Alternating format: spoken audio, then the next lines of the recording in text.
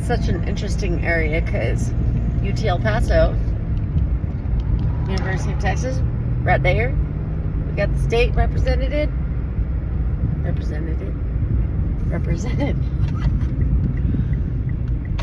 We got another country right over here. It's Mexico right over there.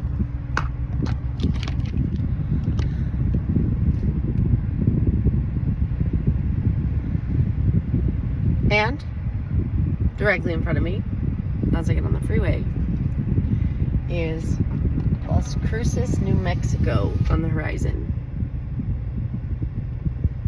Southern Park, New Mexico is legit 2 exits down the road. So is this interesting binational tri-state metroplex where you really can't recreate this demographic even if you tried. And I was telling a friend a little bit earlier this past week that I've sat on the forefront of being able to see the flip side in a lot of really interesting ways as I've grown up, because I live in El Paso, Texas. Look at me now. I look like I fit in Texas, right? I'm tall, 5'10", clocking at 6'2" in heels, but I'd fit in Houston, if I was in Houston or Dallas or Minnesota, Michigan, New York, California, basically anywhere else. It's 86% Hispanic demographic here in El Paso, somewhere around there. So the average height for a girl is basically like 5 foot nothing. Average height for a guy is definitely shorter than I am. I've been asked twice if I was a tranny. My last name is Snow. I look like my dad, who's a white boy from North Carolina. But my mom's family, my abuelita, they're from here. They're from that way. My grandma told me stories of serving the poor right over the border. My family has basically given me a platform to see from a Mexican status the white side of the family and the Hispanic side of the family. And it is very different in different ways. And I've gotten a taste of what makes El Paso what I believe it is. El Paso, we call it a lot of things. The 915, El Chuco,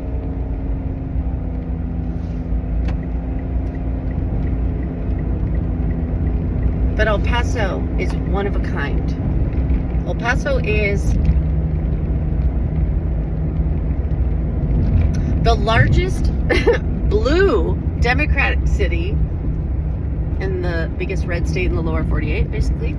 I remember working the voting polls with my mother as a volunteer when I was in high school, and I was at the Republican table, and my mama and the others were at the Democrat table, and that line stretched out the door of the school and all the way around and down the street, and I had nobody. And I was like, wait, I don't understand. What's going on? I was probably 16 at the time. And that's when I learned that although my parents are Republican and I was brought up in very conservative Republican family, El Paso is blue. And I was like, boys, why? What? Why? And I also didn't really care about politics, so I didn't question it. But I also didn't really vote that much or get involved in general. But it is very interesting because as I live in El Paso, which is part of Texas, we don't feel part of Texas because we're really not. We're the only major city in Texas to sit on mountain time. On the phone with anybody, basically. Where do you live? El Paso, Texas. Oh, you're in Texas, Central. Actually, no, we're in Mountain. But it makes perfect sense that we'd be in Mountain because I'm closer to San Diego than I am to Houston. Driving distance.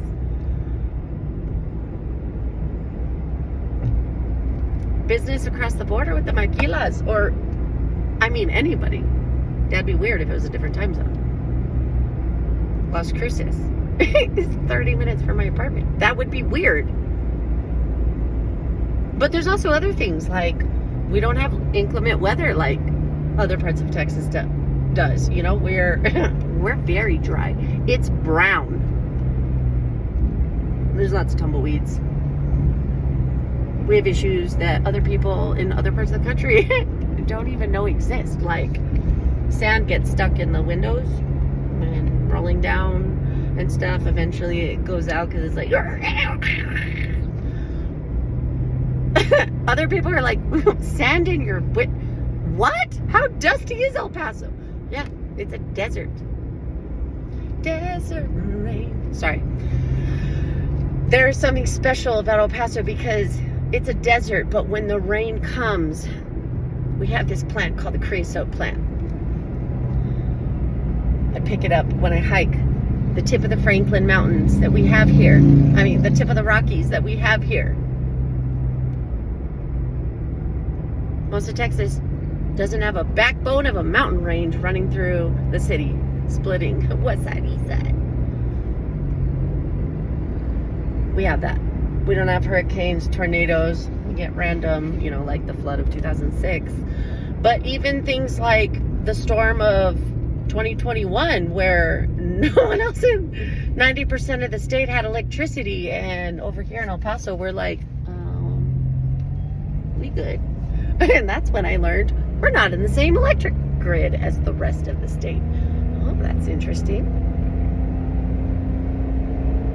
So if we're voting 90% Democrat here, but the rest of the city's red, and we're right on the border, and I see the migration issues firsthand, but the state is not speaking on behalf of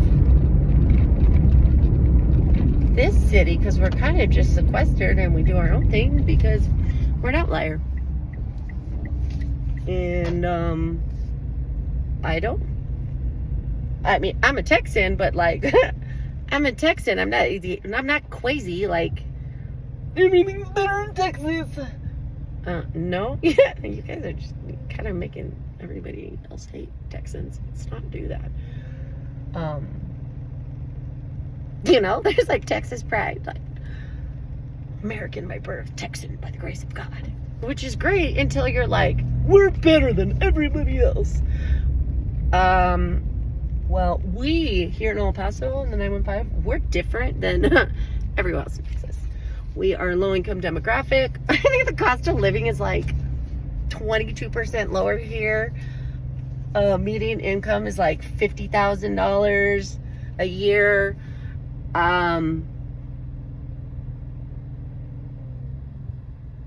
Less than a quarter or around a quarter of our demographic has college degrees because it's a low-income demographic.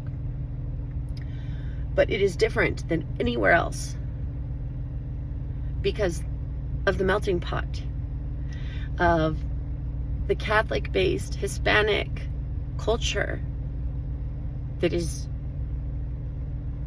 very heavily focused on family and connection in a way that the rest of the nation has forgotten due to the digital age. You don't come home to your mama for Christmas? Gotcha. It's a chancla. If you know, you know. Just kidding. My mom never did that. But mi abuelita. Oh yeah. Just kidding.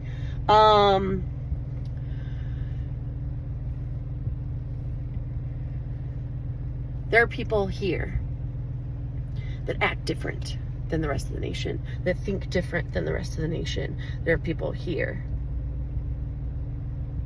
that are outliers. The University of Texas at El Paso was only the second in the UT system to become a university in Texas. Here in El Paso, right here in El Paso. Became famous when Glory Road came out. It was my freshman semester when Glory Road came out. They had the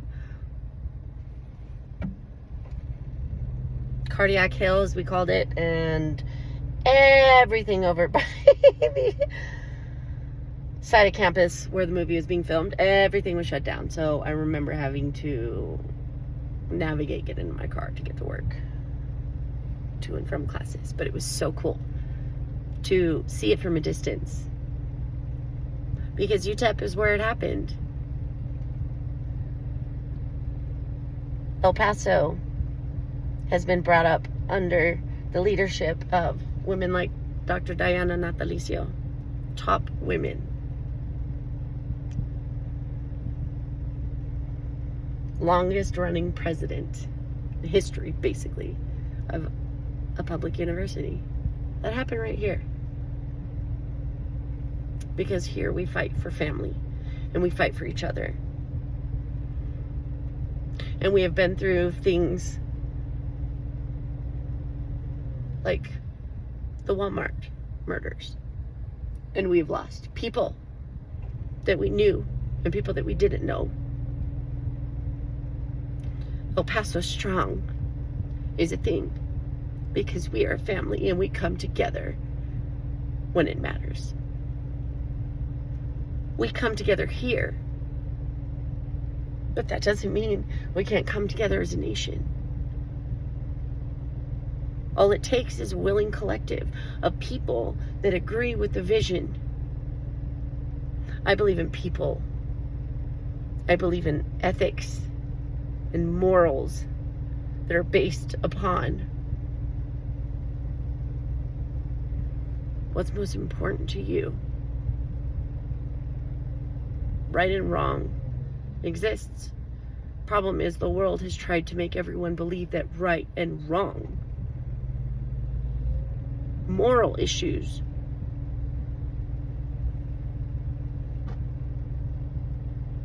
are bigger. So if you don't breastfeed your kid, that's right or wrong. If you are red and blue, or blue, that's right and wrong.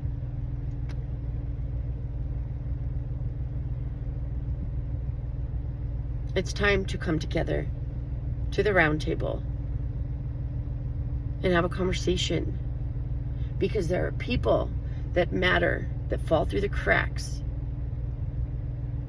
because mediocrity talks real loud. And the ones who are talking the loudest are the ones who then don't have time to put actions behind their words. So listen to the ones who are saying, listen to me, and then realize what's happening. And then look at the ones who are doing the work that are falling through the cracks, because everyone's yelling about all the loud ones. Here in the 915, we fall through the cracks because it's not attractive to the rest of the nation if you're low income, if you're a minority, if you don't live in a city that has a name, if you don't have a family that has a name to stand on.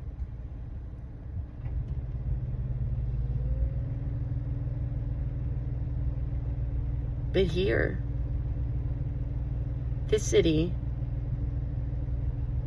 is an infiltration of people of different beliefs, different religions, different backgrounds, different colors, different orientations, and everybody matters. It's not about who's right or wrong. It's about the fact that people matter. The way that they use their voice. That's up for the debate. But right now, in this country, with this upcoming election, I think it is time for the ones who have fallen through the cracks and are sitting back and watching what is happening. I think it is time for the ones who don't want red or blue for November. They want a voice for the people. It is time for those people to come together. Because everybody says it's impossible for an independent to win a presidential election. Didn't work with Ross Perot. Yeah, because there weren't enough people that didn't like both sides. George W. Bush, Kennedy days. That was a lot different than the Trump-Biden debate I saw. Why wasn't the independent there? Why were there injunctions on putting him there? And why am I not seeing him mentioned on YouTube as he's gained access to the ballot in so many states? It looks like people are yelling and trying to ignore him. But I'm like, hey, I really like this independent candidate, and we haven't had one since George Washington, and I don't like either of the other two. So Bobby Kennedy Jr., I like everything you have to say, and I say, as a people, let's vet you. Tell us how you're going to do what you're going to do, and whoever will back you can. Whoever wants to back you can. I ain't trying to change the mind of anybody who is absolutely uninterested in thinking about an independent candidate, which is everybody close to me, for the most part.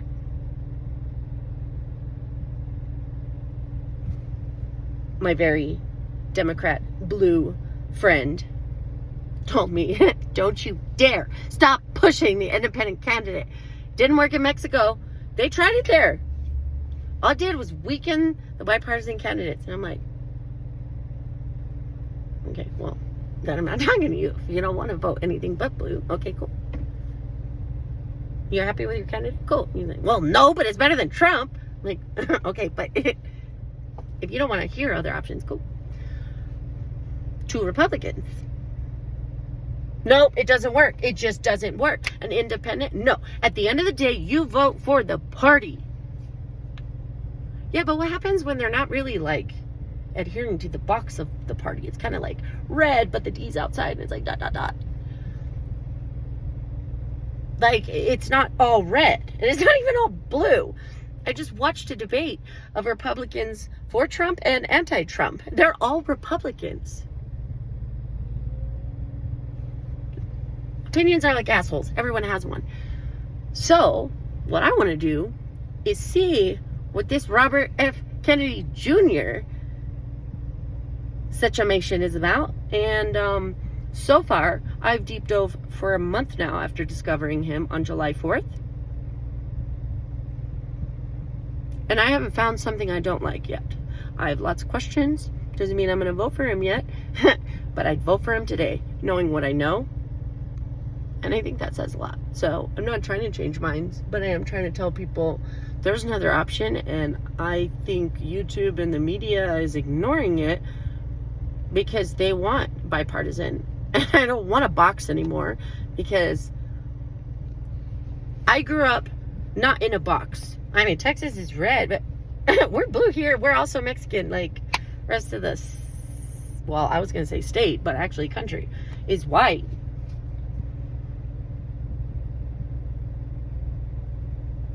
I don't hang out with white people for the most part. I'm a minority. If I'm not fluent in Spanish, I can't get a job at McDonald's or Walmart where I live. So I just have a different perspective. I see both sides. And I want everyone to stop yelling and pull this country together.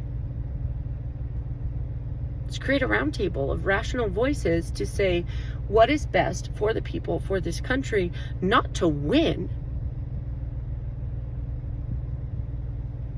but to be proud of who we are as a nation, as Americans, and under the president we stand for. I want a president I respect.